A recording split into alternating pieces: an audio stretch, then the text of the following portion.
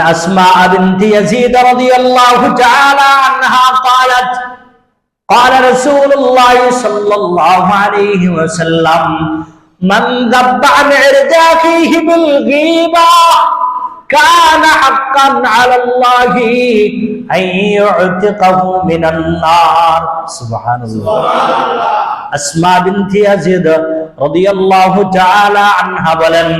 রাসূল আকরাম সাল্লাল্লাহু আলাইহি ওয়াসাল্লাম বলেছেন ও পৃথিবীর উম্মতেরা শুনে রাখো